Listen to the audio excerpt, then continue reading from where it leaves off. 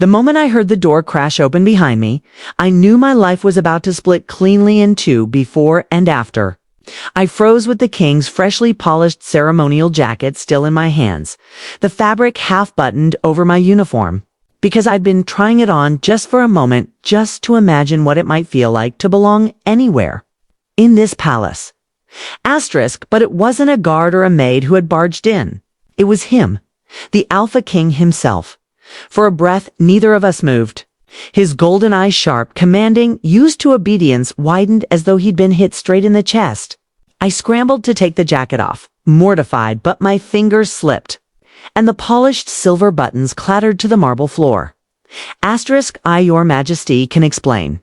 Asterisk, I don't want an explanation, said, voice low, almost stunned.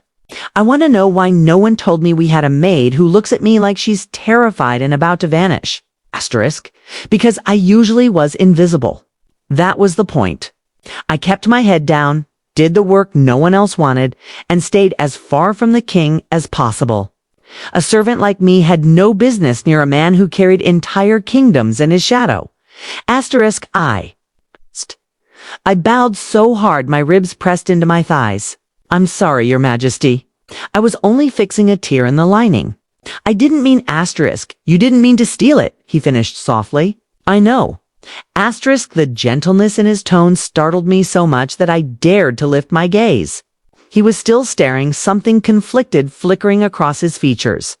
It wasn't desire, not exactly. More like recognition. As if he saw something in me he didn't expect to find. Asterisk, tell me your name. It's Mara, I whispered. Mara, he repeated, as though it tasted different than any name he'd spoken before. Your new asterisk, I've worked here for 2 years, your majesty. Asterisk, the shock in his eyes cut deeper than any insult. Of course he'd never noticed me. Kings didn't see maids. And yet now he looked at me as if he couldn't look away.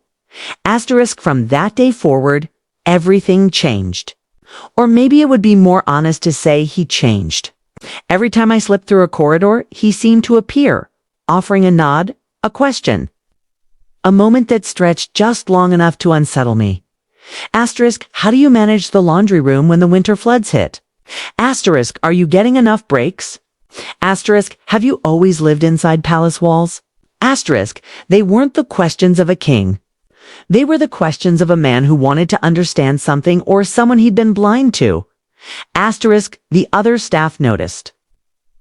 Of course. Whispers followed me like dust trailing from a broom. The commander of the royal guard even pulled me aside once. Asterisk, be careful, Mara. Attention from a king is never harmless.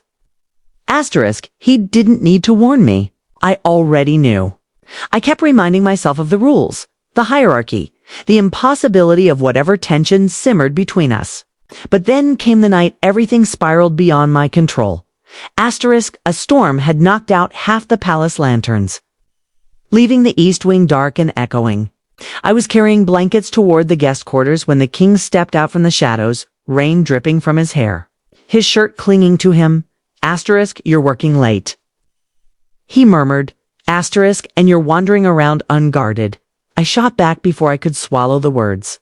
You scared me, asterisk. His smile was a quiet thing. You never speak to me like that? 'Cause I'm not supposed to, I said.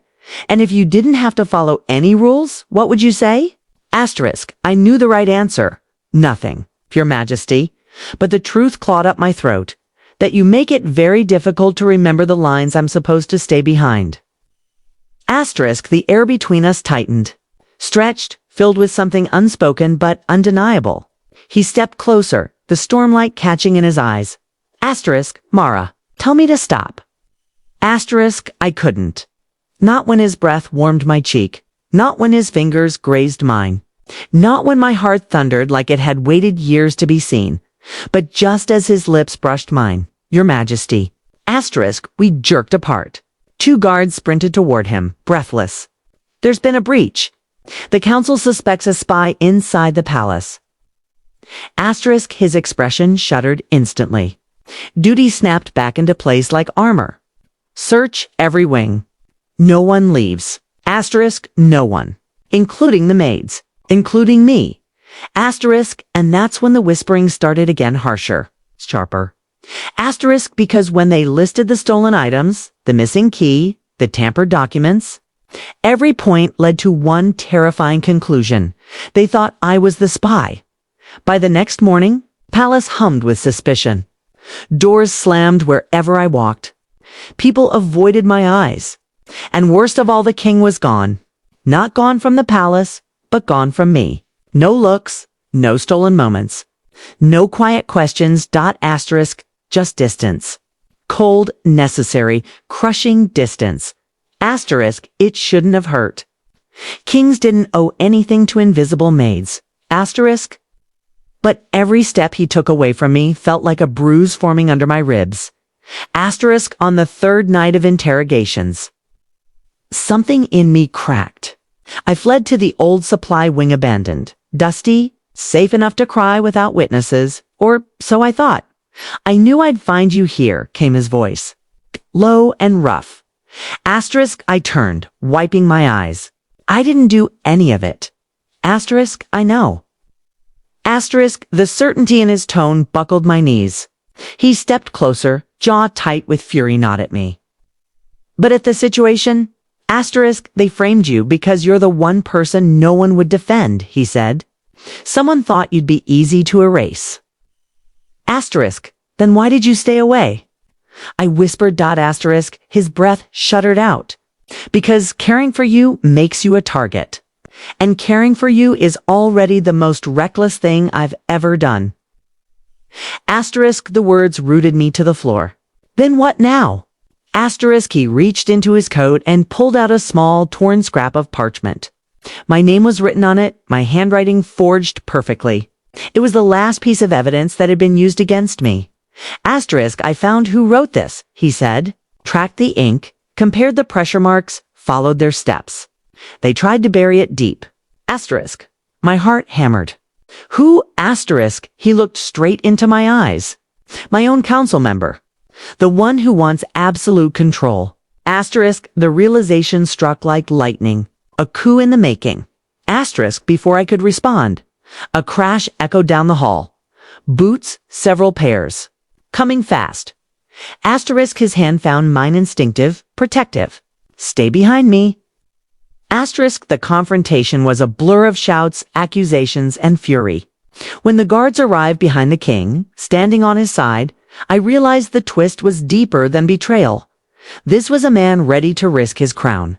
Asterisk, when the council member lunged, everything ignited. The king shielded me with his body, and I heard the impact of fists steel. And finally the surrendering thud of the traitor hitting the ground. Asterisk, hours later. When peace had settled and the danger was gone, he turned to me's wet, dirt, bruises. And Olin cupped my face as though I were something fragile and irreplaceable. Asterisk, you were invisible to them, he whispered. But not to me. Never to me. Asterisk, my chest tightened, and I let my forehead rest against his. What happens to me now?